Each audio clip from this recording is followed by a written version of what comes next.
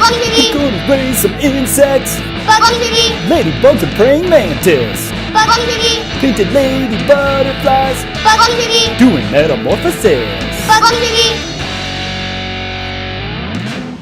Welcome to episode 11 of Bug TV. Seem to have run out of fingers for the number of episodes we've had. This is 10, right? How many more do I need? Yeah, one more. Hey! Oh, I can show on this this Rec and Rec here. Okay, 5, 10, and then how many more? 1. Okay, 1 more makes 11. 10 and 1 is 11. Episode 11 of Bug TV, we are going to be interviewing the entomologist, Dr. Gwen Pearson. Oh boy, this is so exciting. Remember, our last episode, we talked about this word, entomologist. That is a scientist who studies insects and other kinds of bugs, in addition to arachnids. You'll learn more about that later on. So let's get right to it. We used all the questions that you kindergartners sent to me, and you'll hear some of those names being said with the questions and those awesome wonderings that you had about insects, and you'll even see some of the kindergartners asking their questions. Before we jump to that, I want you to see 2 more words added to our insect vocabulary chart. One is another huge E word right here. Entomologist took up so much space in the E section that I drew a little arrow down here. Exoskeleton. Can you say that with me? Exoskeleton. You're going to hear more about it from Dr. Gwen Pearson. And another word, we're going to go up to the C section after chrysalis, is camouflage. That might be a word that you've already heard before. If you know what it means, say it right now. Okay, well, let's get started. Dr. Gwen, kindergartners. Kindergartners, Dr. Gwen. So I'm Dr. Gwen Pearson, and I am a specialist in bugs or entomology. And I work here in the Department of Entomology with the best job in the world, which is to play with bugs and play with kids and teach people about bugs. It's pretty awesome. I am in the bug zoo at Purdue University, and Purdue is in West Lafayette, Indiana, which is south of Chicago. Pretty awesome. And in our department, we do a lot of different things. We study insects that hurt our crops, but we also study insects that pollinate, insects that make our soil better. So all sorts of different things. Insects are probably involved. Oh, so when you study insects, you are learning about insects because they're interesting, but also because they can help people, like farmers in particular? Yeah, and so our focus here, Purdue is an agricultural college, and so our big focus is on agriculture and growing food. And so there are insects that can help our food grow better. There are insects that are food. I bet somebody out there has a bearded dragon and they feed crickets and mealworms to their bearded dragon. And so we figure out you can actually farm insects as food. But then there are also some insects that eat our food and we would prefer not to share. And so we try and figure out smart ways to make them go away and leave our food alone. Gwen, when you and I talked on the phone last week, you were talking a little bit about how you became an entomologist. Can you say a little bit about that to the kindergartners? Sure. So I had a whole bunch of different things that I wanted to do when I was growing up. I wanted to be a veterinarian, and I wanted to work at a zoo, and I wanted to be a firewoman. And the older that I got, the more I got really interested in animals and animal behavior and understanding why animals do the things that they do. And then when I got into college, I figured out, if I study bugs, I can answer the questions that I have about why animals do the things that they do, but I can also use that new information to help farmers. And so part of what I look at is why or how bugs find our crops. So I worked on blueberries and the blueberry maggot. And I'm pretty sure if you have had a blueberry muffin, you have not eaten a blueberry maggot. And that's me, yeah. I think you said something to me the other day, Dr. Gwen, about there are more insects than anything else in the world. Is that right? There's more kinds of insects than anything else in the world. Wow. So many different kinds of insects. And you know what? Every day, somebody finds a new one because our world is so big and we haven't explored it all. So we're finding new stuff all the time. And sometimes we find things like little brown beetles. We look at them really closely. We're like, you know what? That little brown beetle isn't the same as that other little brown beetle. They do different things. And so then we figure out, oh, these are different. So we find new stuff all the time. There's lots of things we still haven't learned yet. So I think I hear you possibly saying, Dr. Gwen, that some of the kindergartners that are watching this show could grow up to discover new species of insects? Absolutely. And in fact, there have already been elementary kids that have discovered new species. Wow. So, and you guys were working with ladybugs, right? There is something called the Lost Ladybug Project that was asking kids to collect ladybugs so that they could see what ladybugs lived. This was in Pennsylvania. And they actually found some that hadn't been seen for many, many years.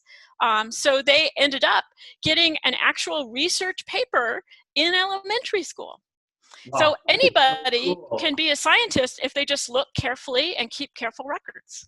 Oh, wow. Kindergartners, that's what we've been saying, right? That if you can observe and use your 5 senses to understand the world, you're doing science. Right. Right on. It's pretty easy, actually. This is a question from Augie. Where do bugs come from? Everywhere? That's a really complex answer. I mean, bugs come from other bugs. Let's have Sienna ask this of you. Why do bugs have antennae? Yes. Sienna, that is an awesome question. And I happen to have, since I'm in the bug zoo, some special bugs with me. I've got one on my head. And they have super long antennae. Can you see how long this fella's antennae are? And you can probably see the other ones on my head wiggling around. Oh my gosh. They are big, really big. So these guys are called jungle nymphs, and they live in the rainforest, and their antennae are basically the noses of an insect. And so they live in an environment where there's all sorts of things going on. So they have these great big noses that help them smell better. So imagine if your nose was his nose is almost as big as his whole body. So he's got a really good smeller. It's kind of like an elephant, almost. Well, elephant noses are a little different. So these guys, if you think about, a good way to think about it is your tongue is your taster, right? But you also taste a little bit with your tongue. And on your tongue, if you feel it, it's all bumpy, right? Those little bumps, those are all special little cells that help you taste. And if you were to look up close at this nose, or if you could look inside your nose, you would see even more special little bumps. And so this lets him not only smell, but he can taste a little bit with these too. Pretty nifty. That's cool. That's an amazing insect. Yeah. Aren't they cool? And these guys pretend to be sticks. They're a kind of stick insect. And in the forest, they just about disappear. They show up pretty well on me because I'm pale and pasty. But in the forest, they are just about invisible. They have pink wings. They have super pink wings. So if they were surprised, I'm trying to get him to show you, but he's not feeling it. So if they're surprised, they will floop open their wings for a great big, oh, hello, maybe the other one will show us, since he's coming down for a visit. But you can see these guys just walk around. They're pretty. And then the other thing that they'll do, which is really kind of cool. So I just picked one up and turned him over. Now he's playing dead. Oh my gosh, like an opossum. Because if you're a stick, right, and you fall on the ground, what would a stick do? It would lay on the ground. It would not move. Right. But if I flip him over, he's fine. He's fine. He'll wave hi. So these guys are pretty cool. All right, let's go to our next question. Asa, do you want to just go ahead and ask it? What you're writing down right now? No, wait. Yeah, Okay. after all. Oh, okay. Our next question comes from, this is Evelyn. Okay. Hi, I'm Evelyn, and I have a question. Why are bugs and insects so small? They could be bigger. That is a great question, Evelyn. I thought so too. Yeah. And the thing is, there's already a lot of big animals in the world. Us.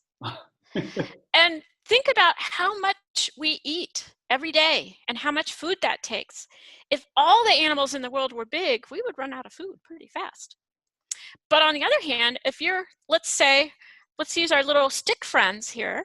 So if you're a little fella that looks like a stick and you just need a few leaves to stay alive, you do pretty well.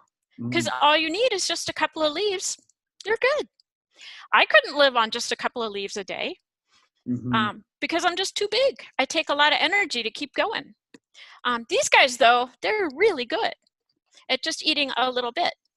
The other super weird thing about bugs is they don't breathe like we do. So they don't have any lungs. And you probably know that your blood carries oxygen to keep your body healthy. Their blood doesn't carry oxygen. So they breathe because they have tubes all through their body. So if you tried to have a bunch of tubes going through your body to take oxygen everywhere, I mean, we do it because we have veins and arteries that carry our blood, but their blood doesn't carry oxygen. So they have to have tubes that carry enough air to keep themselves alive. And you know what? When you get big, it doesn't work very well. Doesn't work. You have to stay little for it to work. So they have a perfectly adapted breathing system for small-sized bodies. It only works for little bodies. Yeah. Cool. It only works for little bodies. Wow. And if they got too big, they wouldn't be able to breathe. Because they don't even have a heart.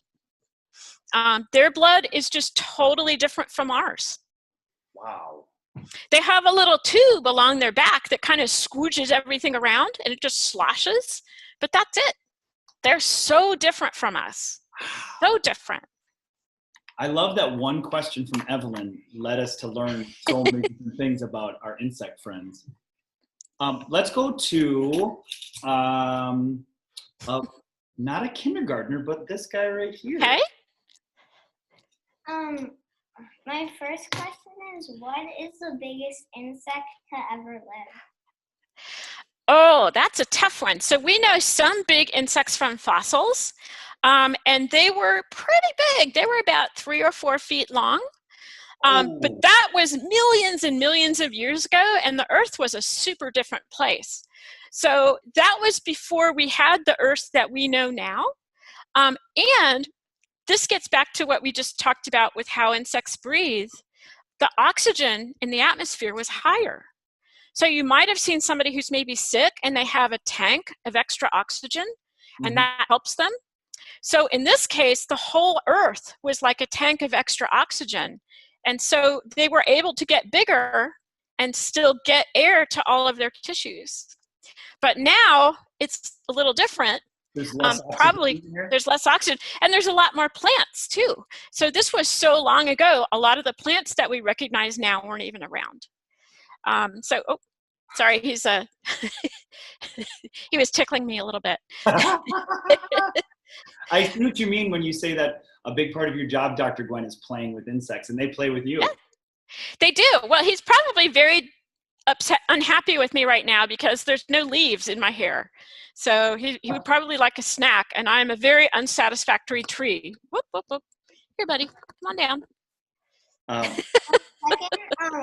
Go ahead. My second question is, how do you tell the difference between a he and a she insect?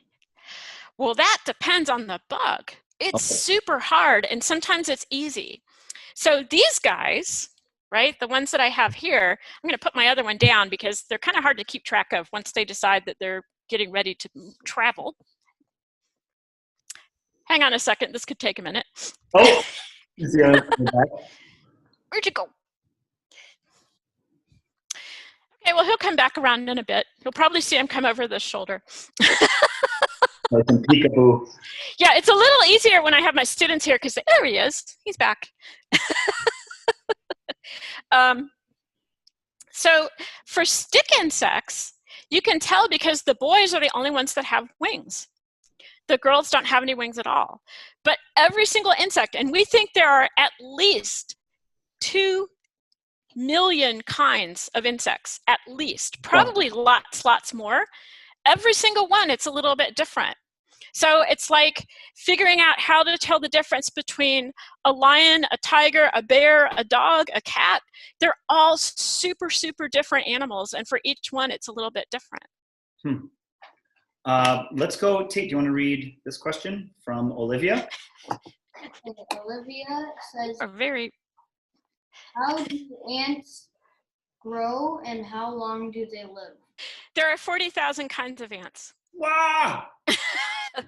And ants actually are probably one of the most common animals on land. Pretty much anywhere you go, you can find ants, as long as it's on the ground. Or in our house. Yeah. Or under your house. Yeah, well, your house is on land, so there you go. Yeah. Hang on one second. I have the ant life cycle. Ooh. So You've been learning a lot about life cycles with the kindergartners. yeah, so when an ant, you might have maybe accidentally dug up an ant nest once, and you see a whole bunch of little tiny eggs that look like this. So ants start from eggs just like all the other insects, but then what they turn into are these sort of weird, grubby, maggoty looking things. So it's a lot like a caterpillar, except this caterpillar is going to grow up into an ant. Would you call that the larva? Yes, it is. Yeah. So it's very like the caterpillars. And then, just like a caterpillar, it will make a tiny little cocoon. And this is the other thing that you might see if you accidentally open up an ant nest.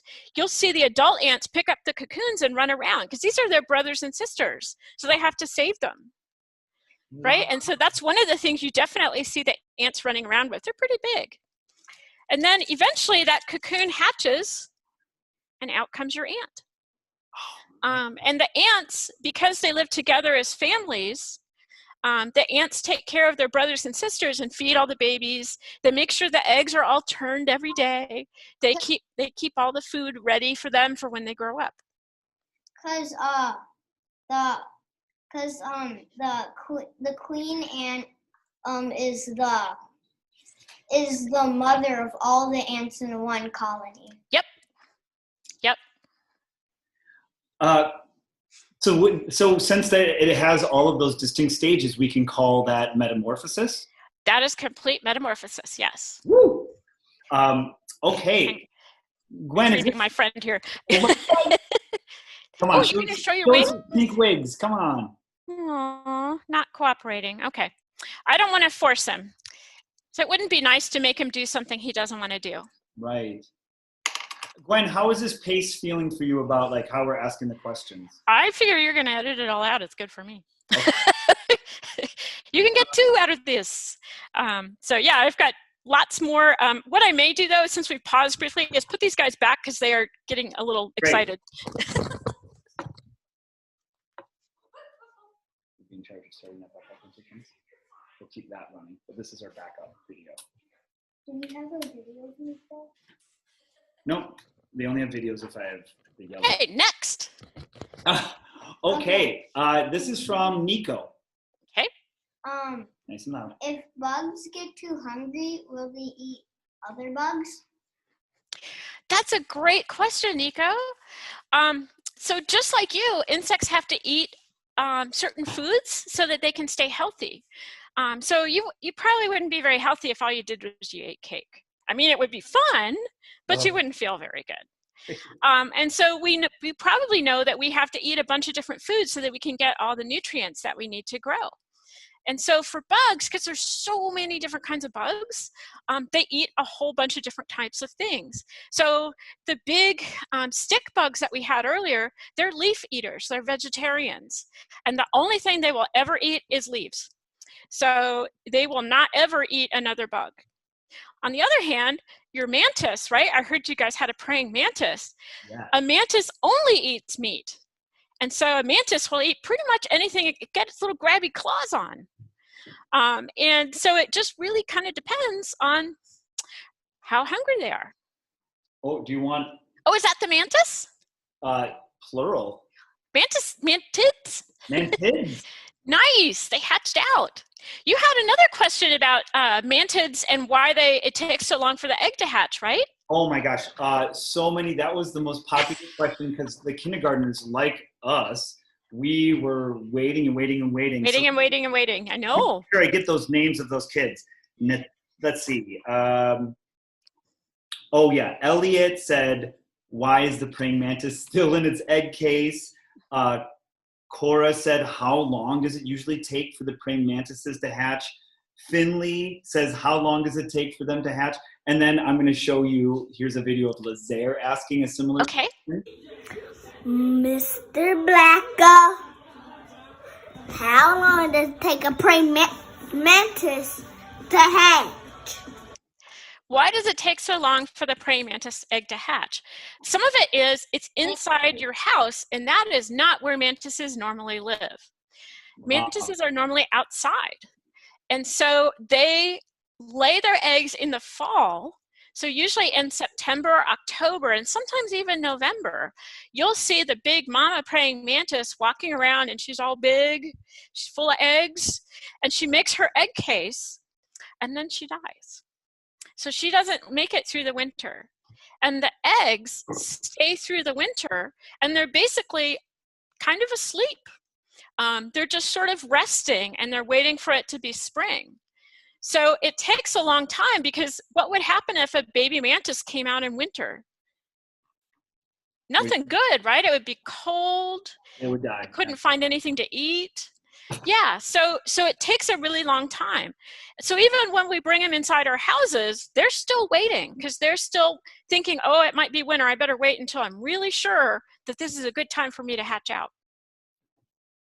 Okay, and that's really in keeping with this really cool book we read called My Awesome Summer by P. Mantis. Yeah.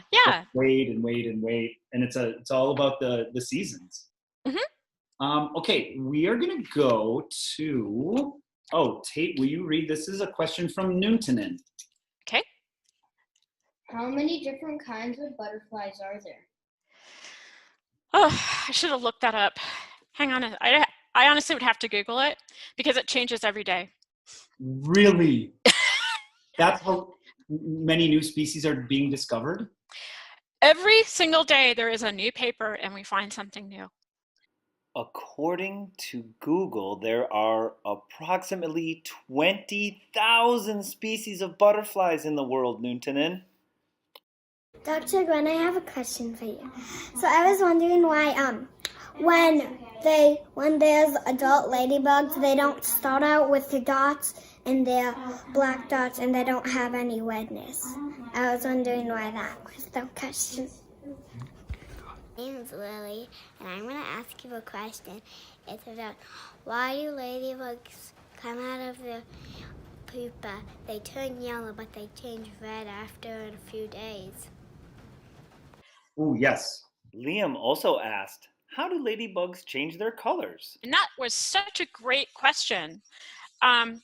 So you guys had ladybugs, right? And so you had like little baby ladybugs, about like that, right? Yeah, the larva. Yeah. And so they skitter all around and they eat. And then the next thing that happened was they changed, and they made this super weird looking thing, and it kind of flopped a little. Yes. But yeah, and so what was that called? Totally. What was that called? Go ahead, kindergartner. It's the You did. That's right, it's the pupa. Yeah.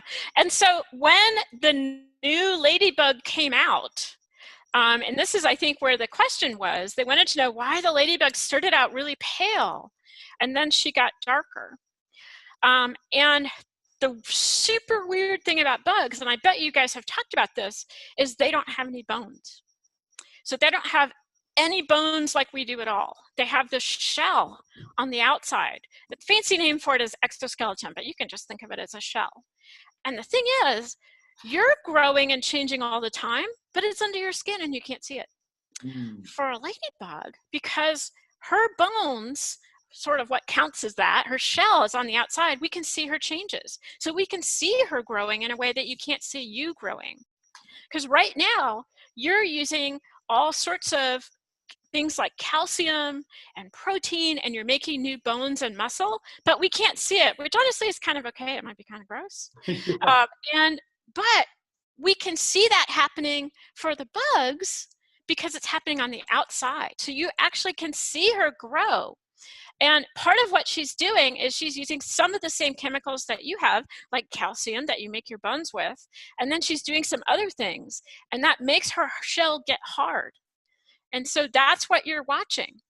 So that happens in you. The difference is, if you think about bugs, like when we were talking about the mantis, right? I said the mama mantis dies. So every life has a story, and for bugs, their story is kind of short. And because their story is short, that means we can see all the changes really fast, which is really cool. I have some other cool things. So this is a great big, let's see if I can get it up where it'll focus there. Do you know what that is? No idea. You erase that tape? Some kind of chrysalis? Yes, it is. Good job. Good job. It is a chrysalis for a big moth. And I thought it was a moth. I'm sorry, I didn't hear you. I thought it was a moth chrysalis. Do you have a guess about what this piece right here is? Is that sticking out? Is that what hangs on to like a? No. So here's the eyes at the top. That's That's antenna. I think I know, guys. It starts with a P. Yeah. Here, let me go get the adult, and you can see. Kindergartners, what do you think it is? It's this drinking straw that moths and butterflies use to drink nectar. It's a Proboscis. Yeah, look at how long that tongue is. Oh! Is that a hummingbird moth? It is, yes. Good eye. It is. Yeah, and so the tongue on this moth is longer than its whole body. And it's so long, it actually has to make it outside of the chrysalis. Oh It's so big. It won't fit in the chrysalis. It won't fit. Yeah. How cool is that? That's way cool. And then one of the other questions I got, so this one, and I think the other butterflies you looked at, they have a chrysalis that's just plain. Some butterflies and a few caterpillars make a cocoon. So this is a big cocoon. If you saw this laying on the ground next to some dead leaves, would you even notice it? You probably never see it. No way. It just looks like leaves and a twig. But then this is where the moth came out, right there. And if you look at, let's see, this side here, you can see all the silk that the moth spun.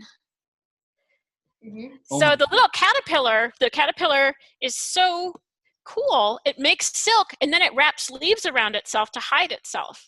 Because honestly, if you're a great big caterpillar, you're pretty tasty. A lot of birds would like to eat you. So we don't really know why some butterflies and some moths make cocoons and other ones don't. That would be an amazing thing to study. That's a good example of an animal behavior question that we want to know the answer to. And so maybe kindergartners can grow up and be the entomologists to figure it out. There's so many things we don't know. We'll never run out of questions. Well, that makes me think of Kaya had a question about silkworms using leaves to make silk. Is that what you were just showing an example of? Yeah, let's see if I can find oh, here we go. She said, why does eating mulberry leaves let silkworms make the best silk? Some of that is just because that's the way those particular caterpillars, their species works. And so this kind of gets back to how all insects are super different and they all have special foods that they like to eat. And for the mulberry, for the silkworm caterpillar, they like to eat mulberry best, and that's what makes them healthiest. And the silk, so here is a cocoon that's just plain. And inside the cocoon, you can kind of see where the caterpillar shed its skin and then eventually came out as a moth. Cool. And so it's basically what they do is they take these and boil them to make the thread of the silk let go. Yeah, the caterpillar doesn't make it, sorry. And then we pull all the silk off and we can make clothes out of it. They've tried making... That's how silk clothing is made? Boiling the cocoon? Oh my goodness gracious. You can find really cool videos of it. Okay. It's really neat, but also kind of but if you felt silk, it's super soft. You can totally see, if you think about a cocoon is like a little sleeping bag that a caterpillar makes for itself. You can totally see why, if you were going to have a huge body change, you would want to be inside a cocoon of silk because it's super soft. Ooh, yeah. Okay, we are going to move on to a question from Oliver, and he asks, How does the thorn bug use its horn? It's thorn. Thorn, yeah, it doesn't. Because the thorn bug is a lot like our stick insects. It just sits on the plant and pretends to be a thorn so it doesn't get eaten. What an amazing adaptation. So it's just decoration. It's like a hat. It's like a hat. If I put on a hat that was full of leaves, I might disappear into the tree. Let me show you one of my super cool bugs that's really good at hiding. Ooh, okay. While Dr. Gwen is doing that, kindergarten, what's that C word that helps? It describes what an animal does when it hides. Camouflage. Camouflage. The thorn bug is using some camouflage, or maybe even mimicry to try. Whoa! What do you have, Dr. Gwen? You know those shows where at the very end something exciting happens, and then you have to wait till the next episode to find out what happens? Yeah, that's what's happening right now on Bug TV. You're going to have to tune into the next episode of Bug TV to find out that cool new bug that Dr. Gwen is going to show us. And you'll hear all those other awesome kindergarten questions that perhaps you've been waiting to hear on this episode. So I hope you learned a lot, and we'll see you next time on, say it with me, Bug TV.